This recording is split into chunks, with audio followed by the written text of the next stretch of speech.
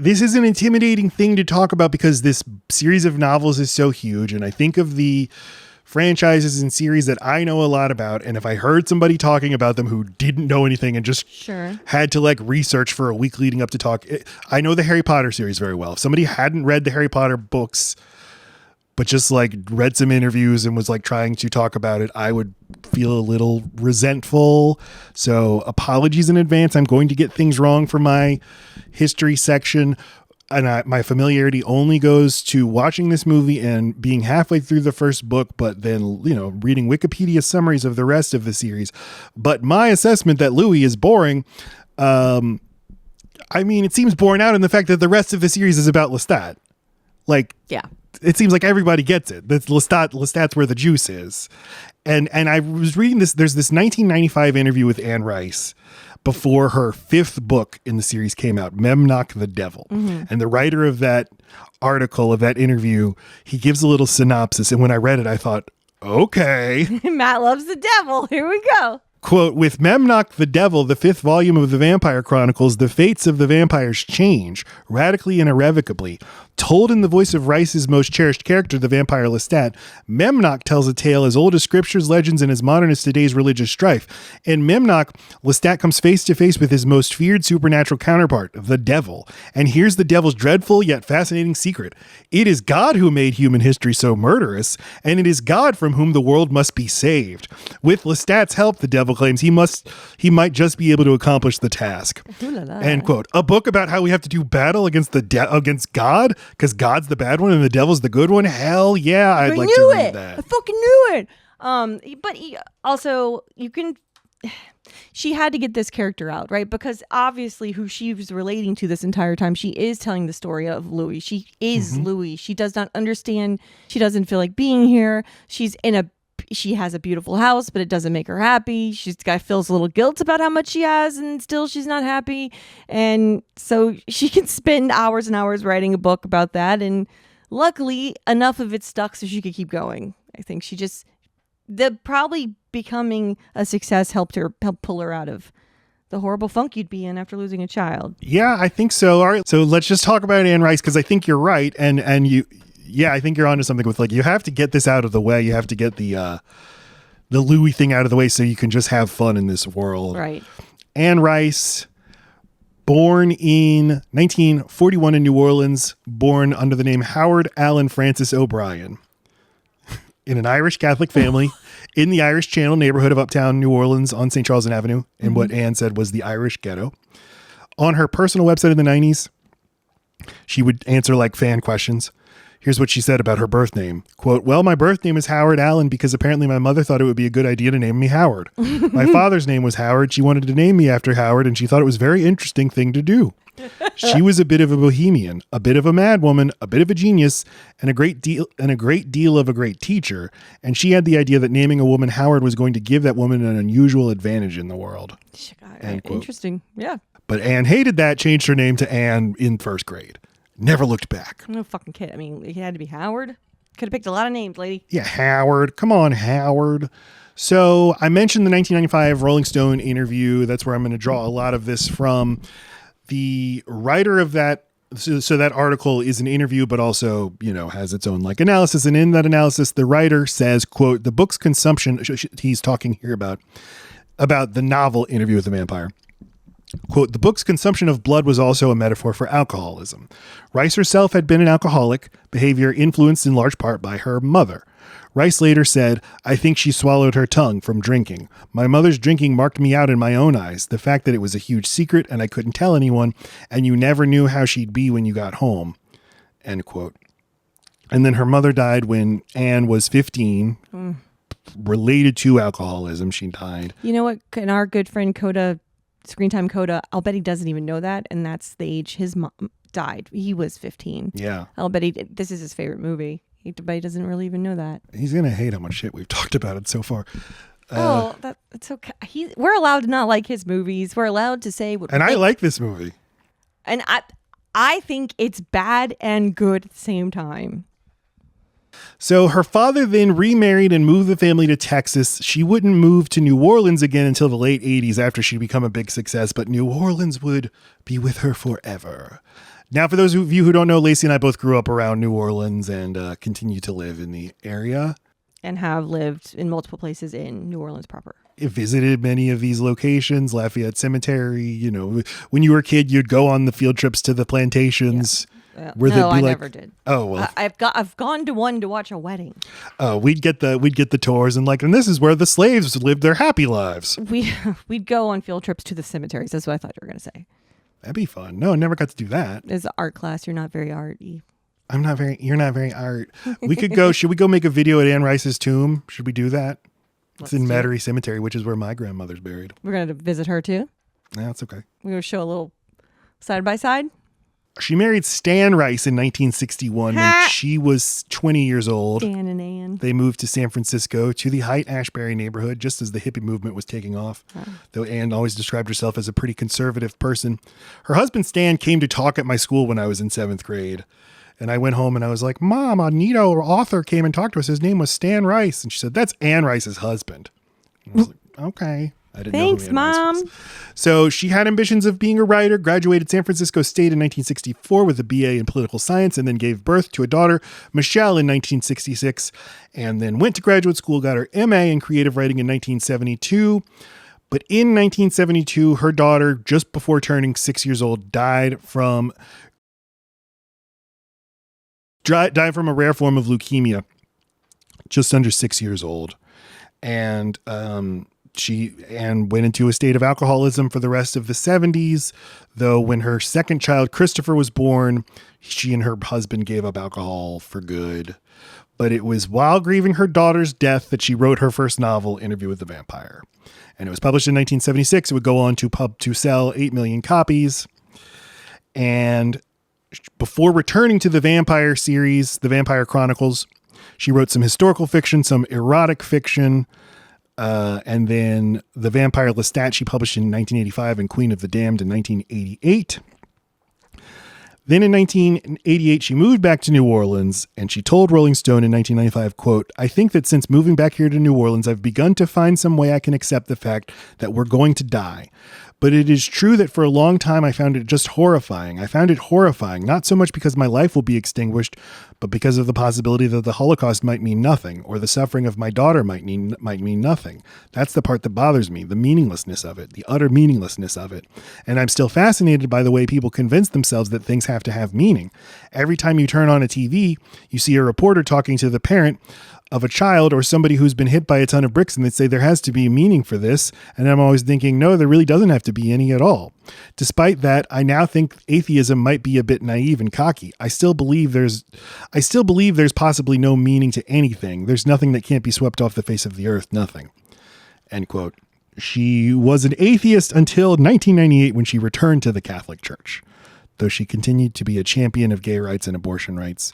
But yeah, I mean, Interview with the Vampire is very much exploring the idea of what a man who is turned into a vampire and is in a way it like gets to meet God in the form of Lestat and is like, hey God, can you like tell me anything interesting? And he's like, no, right, I got nothing for you. Your search for answers just keeps going if you're the kind of person who's got a lot of questions. Not only that, you're talking to somebody who's hostile to the idea that you're asking questions at all. It's like, what is with you asking so many questions? There's no satisfying answers to these questions. Just real quick, it's very interesting to know that she was an alcoholic during her like coming up with this story, because I'm sure she thought of her own self as a vampire, because so often the life of an alcoholic begins around like noon. You're just waking up.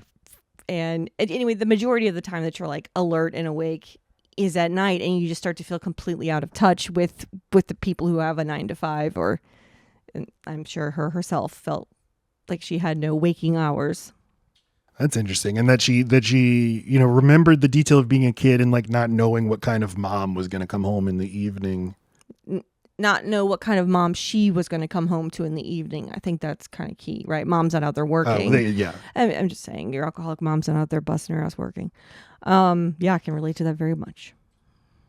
In the 2010s, she distanced herself once again from organized religion. So she made a public return to the Catholic Church, finished the Vampire Chronicles. Back! back. series, then started writing a bunch of Catholic novels, and then she distanced herself from that again and returned to vampire novels. And then was apologetic for Paula Deen, and then was wiped off the face of the earth. She did? If you search Anne Rice right now, you're just going to see pictures of Paula Deen. Oh, I didn't see that at all. Yeah. Well, Were they friends? I have no idea. I just saw it. I was like, oh, no, that's bad. Yeah, I don't know.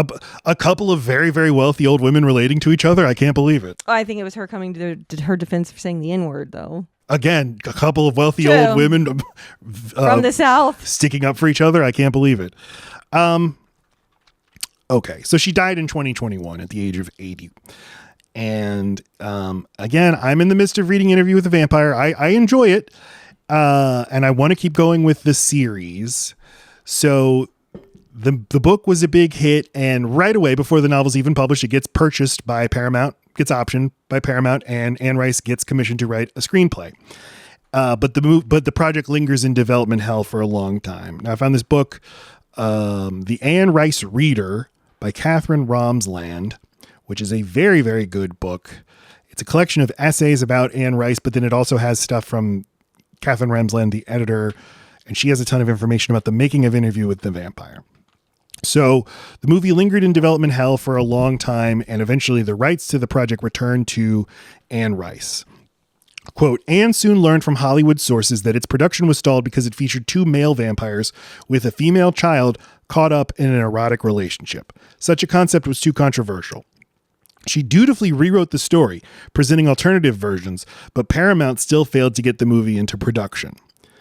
End quote. So there was a cycle of her being told by Hollywood, too controversial, and instead of being strident, she's like, well, I'll give you what you want. I mean, I'll compromise, or I'll make changes to it. So she partnered with the producer Julia Phillips, who we talked about a lot when we did our Close Encounters episode. She's the one who kind of burnt all her bridges in Hollywood when she by writing the Lunch book. Yes, You'll Never Eat Lunch in This Town Again. But she partnered up with Anne Rice and is like, it's my personal ambition to get this movie made. So, quote, when she finally began to work on the treatment in an effort to fend off charges of pedophilia and to preserve Claudia in the story as a child, Anne decided to turn Louis into a woman who dresses and acts like a man. She wanted to model this new character on famous transvestites from the era. In this story, Lestat falls under the female Louis' spell when he recognizes similarities between her and his mother, Gabrielle. Anne envisioned an actress like Cher or Meryl Streep for this androgynous role. Somebody else suggested Angelica Houston. Of course, Angelica Houston. Of course. If you say Cher, you're going to get Angelica Houston. Both Anne and Laura Marr, the production company, were pleased with her ideas. Anne wanted Ridley Scott to direct the film because she had loved his work on Blade Runner. That would be fucking interesting. I'd watch that. Yeah, it would be. She also wanted an actor from the same movie, Rutger Hauer, to play Lestat. Rutger Hauer is the guy who plays the bad guy. I mean, you're so fucking close because he does play a vampire. It's just in Buffy the Vampire Slayer. Yeah, Tears in the Rain. Why can't I think of his name in the movie? Batty? To her mind, he perfectly captured the coldness and cruelty she had intended for her blonde vampire. End quote. But this wasn't enough to get the movie made either. The rights went through just a series of mergers and acquisitions, ultimately ending up at Warner Brothers, who enlisted David Geffen to produce. David Geffen is a gay man, very publicly gay man. He had been a big fan of Rice's novel, and he insisted to her, like he wanted to get her involved in the movie, wanted her to rewrite the script, go back to the source material, don't get rid of the homoerotic things. It's very crucial that they are men. But he insisted Julia Phillips, after she published that book, she cannot be involved in the production. She'll never eat lunch in this town again. So she was fired. So their first idea for a director was, after Ridley Scott refused, was David Cronenberg. He turned it down. And so David Geffen made the offer to Neil Jordan to direct. Neil Jordan is the director of the film, born in Ireland in 1950. His debut movie was Angel in 1980. That was the first time he worked with the actor Stephen Ray, who would go on to be in almost all of his movies, including Interview with the Vampire. He plays Santiago. And that was also a movie about the Troubles, which is a subject he often makes movies about, the Troubles in Ireland. He made Mona Lisa in 1986, which got Bob Hoskins an Oscar nomination. And then in 1992, he made The Crying Game, an international hit, an Oscar contender. He won a Best screenplay Oscar for it.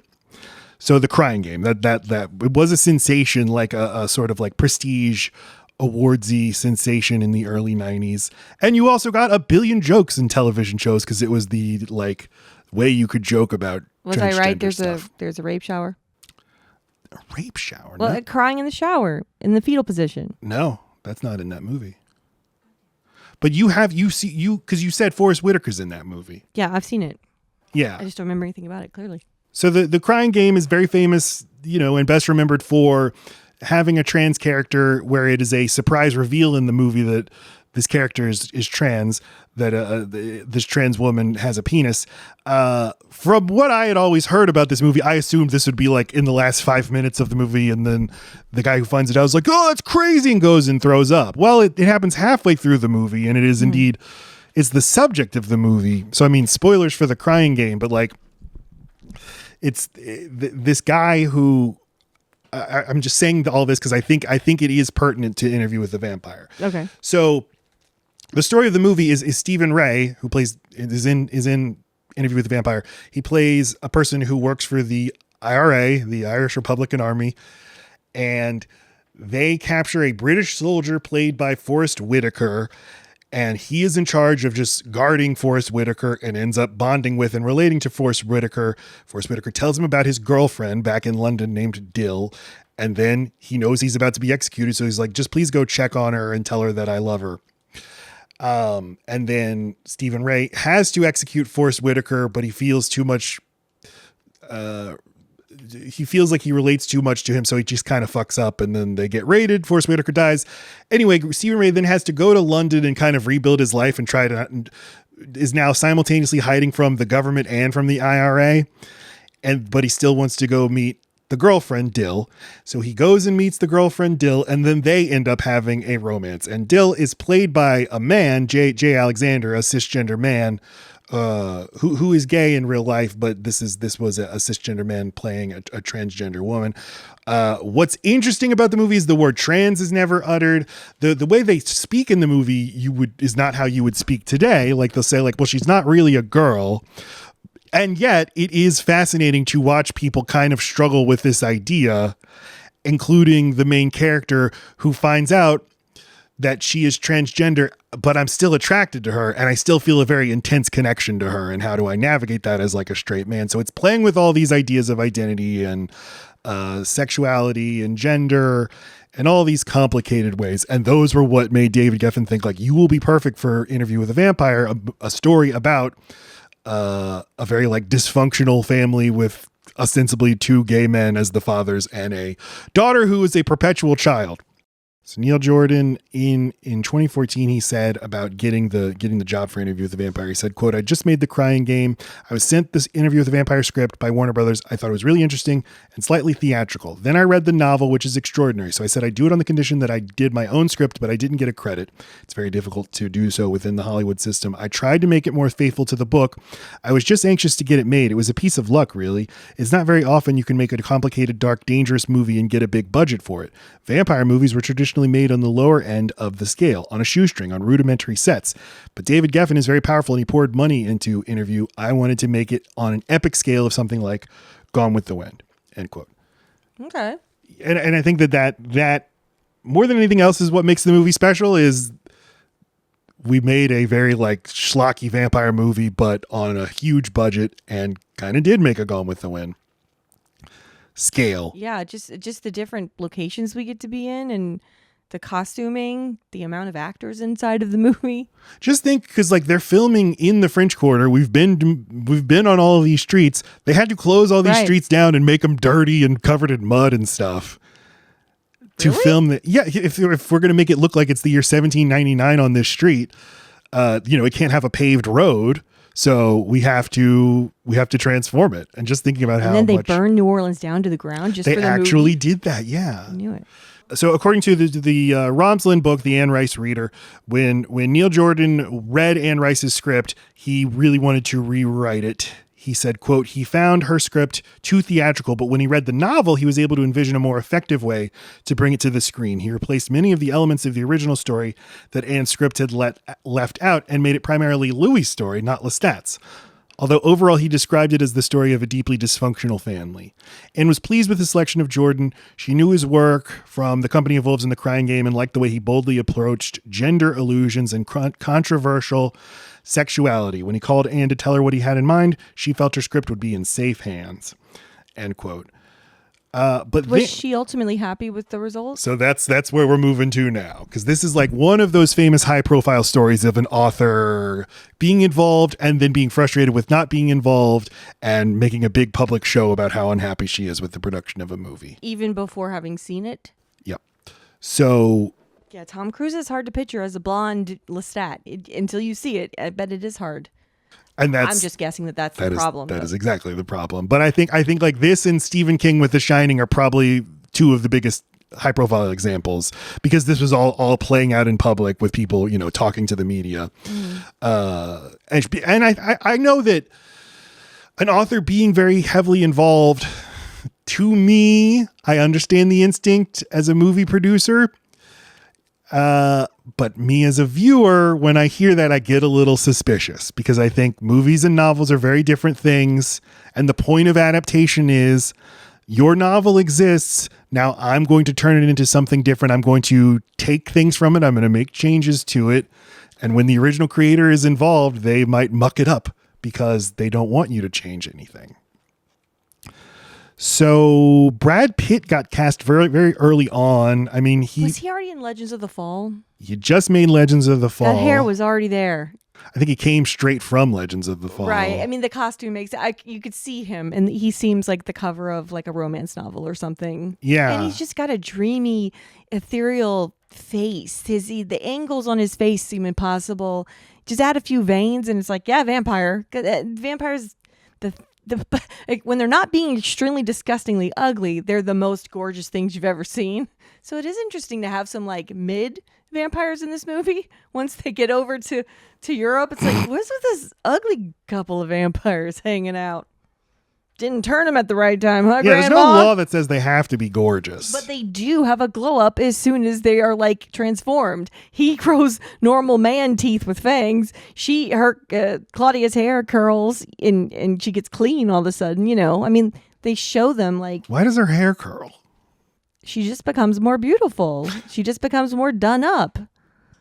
If part of like... they don't totally explain what her powers are, except for that she can feel what's in people's souls. Interesting. I guess vampires have those. She is forever a child, and it just makes more sense for her to have really tight curls. That'd be more childlike. In Twilight, there's souls too, and there's like a heaven and a hell. No, in Twilight, the conversation is, are there souls? I don't know that it's ever answered. Because how could it be? They don't ever die. Thought it was in there as like there's got to be some reason you wouldn't want to be a vampire. Because in Twilight, it seems like the fucking best. Yes, right. There's no reason it's the best if you're the Cullens. If you're just a couple of people like Lestat and Louis who never really found a great gang of people to hang around with, and don't have a wonderful system for staying rich and not being super obvious that you are who you are, it seems lonely and like you might hate the Cullens. I think it's probably pretty rare to have the really good stuff. Because you've got to figure out all the social stuff too. And when the whole thing is like, I'm not like a human, I'm special, it's kind of hard to figure out the social stuff. I think you've bought in a little too much to Stephanie Meyer's Mormon propaganda, where you can only be happy if you're on a Mormon compound. Because the only vampires in the Twilight series who are happy are the Mormon ones who all live under this house. Anyway, it's Bella, the human, who says that decides they have a soul. And she's just doing that because she wants to become a fucking vampire. She's like, no, you do.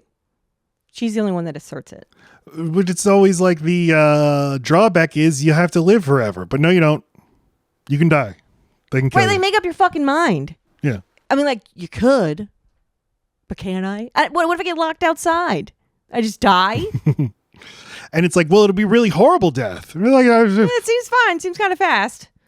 Also, I could die horribly right now, too. I can't take a trip to Dubai. There's a lot of sun.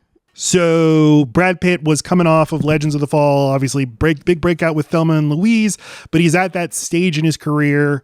He did A River Runs Through It. He's a heartthrob, but he's like, but I'm like a serious actor and I want you to take me seriously. I'm not like DiCaprio.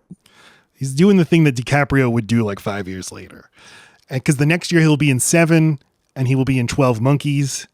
And so he is trying to... Man, he really spreads it around. I mean, Legends of the Fall and the River Runs Through It, I feel like those are pretty similar somehow. Thelma and Louise is like... Never seen either. They both sound like the most boring fucking movies. 7 Years in Tibet is a boring fucking That also movie. sounds like one of the... I merge all 3 of those movies into my head. As you should. Flowy shirt pit. But they cast him pretty early on. They cast him before they cast Lestat. So Daniel Day-Lewis was offered the role of Lestat, which makes, I mean, he's an Irishman. In Daniel Day-Lewis fashion, he took 6 months to consider the role before turning it down. He had to become a vampire for 6 months to see if he really felt right. Or yeah, I have to inhabit the role of an indecisive actor for 6 months I have to live as somebody who's not sure if I wants the role or not for 6 months. Then he could realize he didn't want it. Mel Gibson, Ray Fiennes are considered, but ultimately the role goes to Tom Cruise, who was 31 years old. Interesting. He does sound interesting. Look, he's such a baby, man. It's so nice to have a dick because I mean, he looks like it's all right. He looks like 20 years old here, but he's 31. Yep. No, when we did Minority Report last summer, we were like, look at him. And he was in his 40s, mid 40s. Like, little zygote. What did he just done? The Firm. Okay, so he's done A Few Good Men. He's done a couple. He can be serious. He's not just like Good Time Charlie. So he is firmly in Top Gun. I mean, what the fuck else you want? He's a drama king. He bursts onto the scene with All the Right Moves and The Outsiders and Risky Business, and then goes and becomes the biggest star in the world, Top Gun, Days of Thunder, and then decides, I want to work with serious directors. That's it. She didn't want her movie being experimented on by Tom, who just wants to dabble. It's like you're bringing all of your centrifuge, and it's all going to land on you. It's all going to be about you. It's not going to be about the story at all. You're going to suck all the fucking energy out of the room. That's true. When you are getting the biggest star in the world, it would still be true today. Oh, of course. I'd be pissed too. Like it was a fluke that we got the budget we did, and now we've been so careful and spent so much time on the writing and the story just right, just to fucking throw it away on the onion. The onion that's on the burger, you know what I'm saying? When you put an onion on a burger, what you're eating is an onion burger, not a burger. Or it sucks all the fucking attention. If Steven Spielberg is going to make your movie, on the one hand, you're like, oh, wow, great. But on the other hand, okay, but now it's a Spielberg movie. Yeah. Yeah. Okay, this would be Tom Cruise's first time playing a villain. Now, one reason that book I keep referencing is so great is it has lots of interviews with Tom Cruise, which is kind of unusual. I don't think of him as a villain. It's funny. It was just that Tom Cruise, for the first time in his career, is going to play a bad guy. Yeah, I mean, I can see you selling it like that, but at the end of the movie, I'm just like, fuck yeah, Tom Cruise is back. Woo-hoo! Quote, Lestat for me was a great challenge. There are places you get to go with that character. With this role, the fun was playing the humor and exploring the depth and trying to make him come alive and be what I envisioned him to be. Why is The Rock and him and fucking... Do it. Give it to me. Vin Diesel? God what? Damn, no. The 3 guys you talk this way for. Who's the other guy? What, Rob Lowe? Yes, Rob Lowe. These are the 3. Yeah, well, and Rob Lowe is just an imitation of Tom Cruise. Lestat is the best character I've ever played in my goddamn life. I am the type of person who, at the end of the day, wants to feel that I honestly gave every moment my best. When all is said and done, I want to look back and know that I pushed myself as far as I could. Lestat was just a monster role. Okay, end so quote. He is The Rock. Tell me about his fucking dad without telling me about his dad. I got it. I already understand Mr. Cruise. So at this point, Rice was not consulted about the casting, and she just read it in the press. She was a little confused, and she assumed, well, he must be playing Louis, and Brad Pitt is playing Lestat. Quote from the Ramsland book, quote, it disturbed her that no one from Geffen's office had consulted her, and she felt that the vision of the movie had definitely changed. She thought that Cruise was talented and had liked what she'd seen of his films, but she insisted that he wasn't tall enough and lacked the appropriate look for a blonde, aristocratic Frenchman. He was an all-American, and his voice wasn't right. Then she says, I don't think I've ever fallen under the spell of an actor when the voice wasn't a big component. And of course, the very sad thing about Tom Cruise is he does not have that kind of distinct voice. How is he going to exert the power of Lestat? With the veins bulging out of his fucking forehead, and his like animal magnetism is his energy alone. Like, I didn't even notice his voice. He might have been a mute this whole time, and I don't know. Yeah, it's his presence. It's his gesturing. But it is interesting. She point that out, and he is a difficult person to do an impression of. I can't do it. You just but did it. But you're making fun of the energy he has. Right, you're giving energy. That is what he is. I don't think you could do his voice because his voice doesn't even matter. I think that this used to be more true than it is. You used to have actors, like famous movie stars, all had a distinct way of speaking. Whether it's Al Pacino or Robert De Niro or Jack Nicholson. They were used to when you didn't have pitches. They were brought up on people who thought radio voices were like the bee's knees. True. Yeah. There's a lot of radio acting in the generation before the people you're talking about. But then you get to the 70s actors, and they all got to have distinct weird voices. But at a certain point, everything kind of just merged into a generic. Everybody talks the same, and everybody kind of mumbles. Timothy Chalamet has a distinct mumble. A distinct. Well, I can't hear it. Microphone technology has gotten too good. We can pick up on everything. And then Butler, he's got a distinct voice because he got stuck on Elvis. Conan. He's forgiven though, because he's talented. He's fine. So he's fine. Yeah. No, Elvis is fine. No, I mean the actor. Yeah, no, he's fine as the Harkonnen guy. Neil Jordan defended the casting. Quote, I thought these roles should be played by stars. The definition of a star is someone who's eternally young, eternally handsome, and has made some strange contract with some power to stay that way forever. End quote. Yeah, fuck yeah, I love that. I love that. Why not take the two hottest fucking pieces and put them together in a gay romance where I could believe them being eternally looking like this? In fact, look at them now. I know. Fuck. To this day, yes. And still they are the only two guys who and DiCaprio too. I want $200 million for this movie. It's going to play in theaters. It's going to play in theaters exclusively for 2 months. If they are in a movie, I'm going to go see it in the theater. Count me in. That I feel the same way. Also, just love him, Neil Jordan, just saying that about his stars. Obviously, he made some sort of pact with a demon. He's got energy that doesn't even make sense for cocaine. Anne Rice went public with her unhappiness. She said to the LA Times, quote, it's like casting Huck Finn and Tom Sawyer in the movie, she says of the $50 million project. Because they come with an understanding of who they are so ingrained. I got it. But also just kind of young and, oh gosh, we're just spunky little young people. I really don't think that's what she means. I think she means this is a tale as old as time coming into my movie that's its own tale. You need a way of laundering these people's personalities so that you can just think of them as who they are. And that worked in Twilight. I didn't know those actors. They got to just be who they were. So, you bring Brad Pitt in as fucking Edward Cullen. You know what I'm saying? That's weird. And Huck Finn and Tom Sawyer, specific time and place. They're situated in time, and a vampire should be worldly and ethereal and eternal. $50 million project also starring Antonio Banderas, Stephen Ray, and River Phoenix. Pin in that, which is being directed by Neil Jordan for Geffen Films. Anne Rice says, quote, I was particularly stunned by the casting of Cruz, who is no more my vampire Lestat than Edward G. Robinson is Rhett Butler. I told Jordan that myself. I'm puzzled why Cruz would want to take on the role. He's a cute kid, on top of the world, and on his way to becoming a great actor. On his way to becoming a great actor. Oh, God, calm down, Rice. This was the thing that people would say about Tom Cruise because he got it a little too easy. He just kind of nailed it on his first. That's the same with Brad Pitt though too.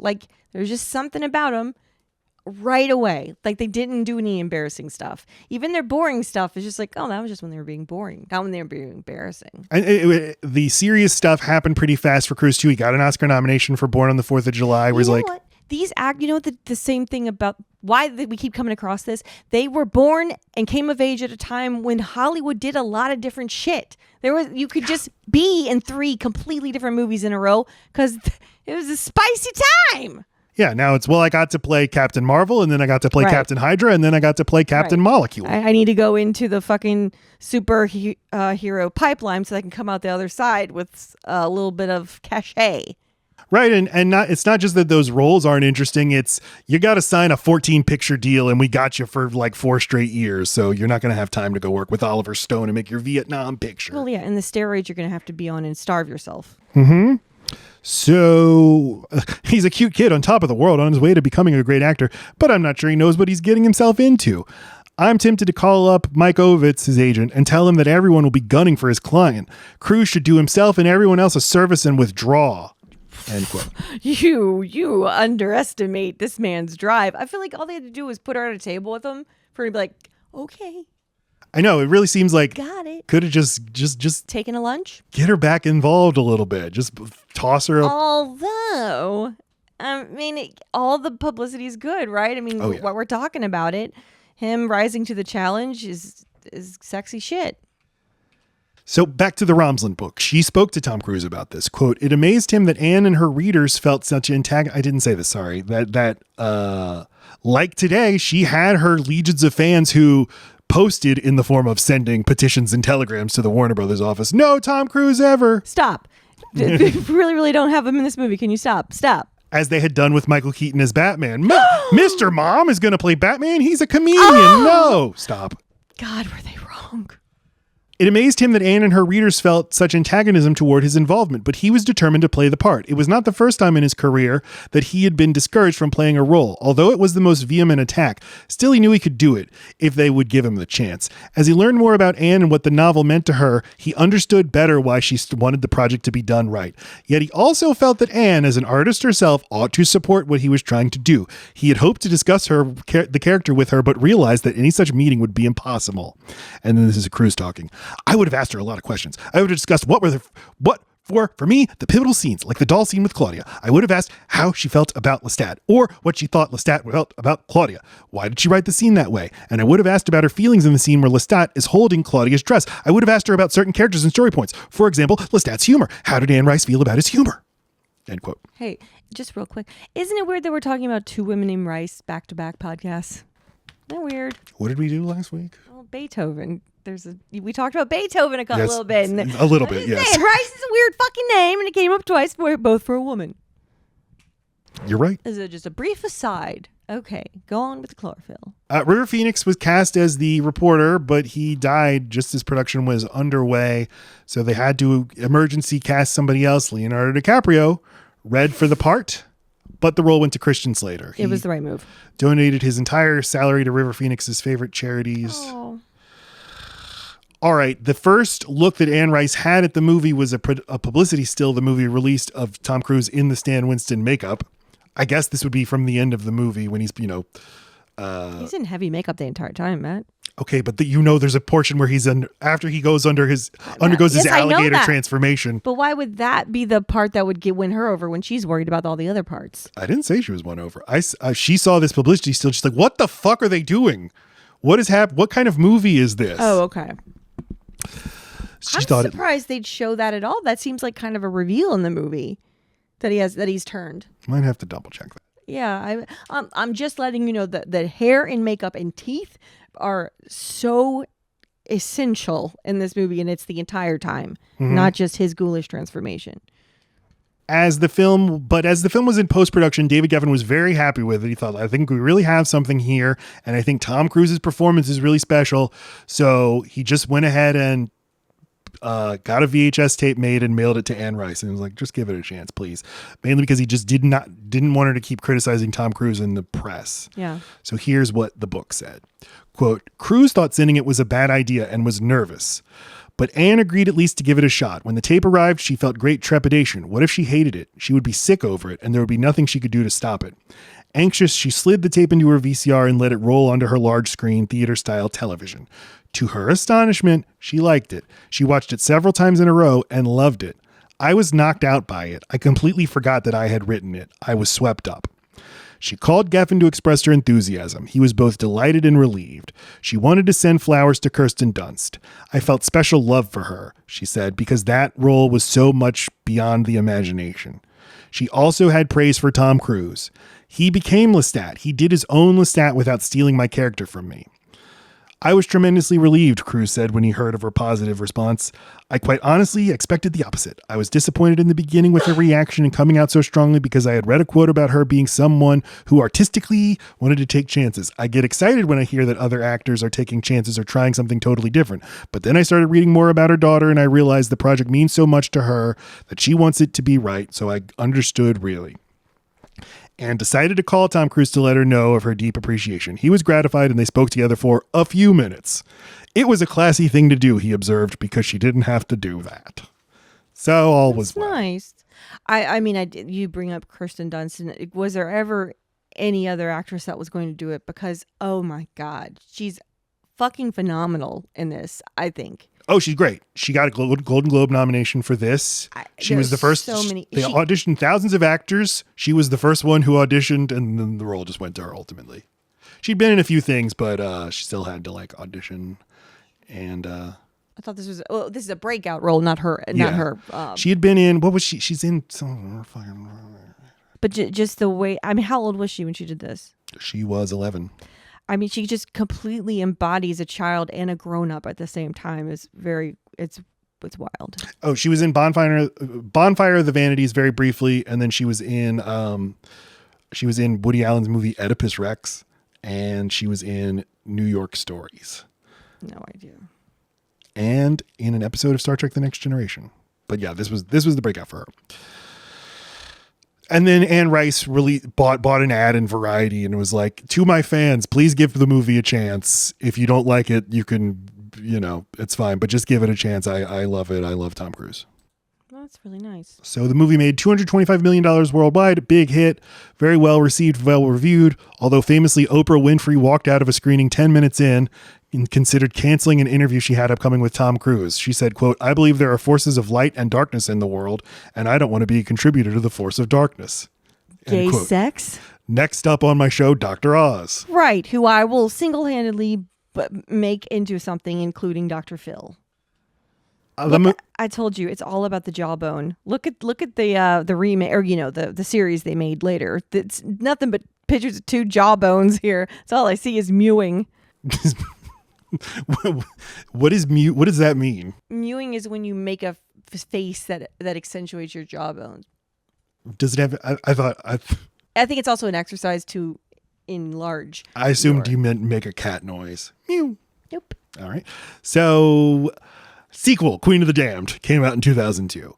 Now, I didn't know this, but I watched the movie last week, and it feels like it. This is a movie they had to make, or else they'd lose the rights to Anne Rice's books. So they're like, fuck it. Liking it. No one's involved from the earlier movie. Hey, Tom Cruise, will you play Lestat again? He laughs in their face. Okay, so you have seen this movie because you know who's very involved with this movie. Jonathan Davis. The score. The movie features like 15 original songs by Jonathan Davis. Oh, wow. But let me tell you, he needs those other members of Korn because these songs sound like really, really shitty, boring Korn songs. But Stuart Townsend plays Lestat, and the story of the movie is he decides to reveal vampires are real in the world, and now I want to be a singing star. And he wants to be the singer of a new metal band. And when he sings with the voice of Jonathan Davis. It's hilarious. No. Oh, what I know about this movie is that Aaliyah was a couple of lesbians I know's sexual awakening. This look is just very good. Yeah, and she's captivating in it. She's in about 6.5 minutes of the movie. Yeah. It was the only thing I knew about the movie was Aaliyah. She's in that. Yeah. Mm-hmm. 2022, AMC put out the first season of Interview with the Vampire, the show. And Sam Reed plays Lestat. Jacob Anderson plays Louis. Jacob Anderson is Grey Worm from Game of Thrones. Mm-hmm. I do not know Sam Reed. And do you know his jawbone? It Muse. That does. A third season will be coming out next year where they will be covering the vampire Lestat, like the second book. Oh, okay. Each season is one of the books? I think the first two, they're doing like 2 seasons a book. I don't know how popular this show is. I don't know if anybody watches it. Nobody knows anything. But I was texting with our friend Coda, like, you aware of this show? And he says, I haven't watched it, but I know people do. Maybe if you ask everyone in the world, they'll say, look, I've never seen it, but I know a lot of people love this show. So, even though nobody's ever seen it. Right. We're all just pretending. That's the history of Interview with the Vampire. Thank you all for bearing with me.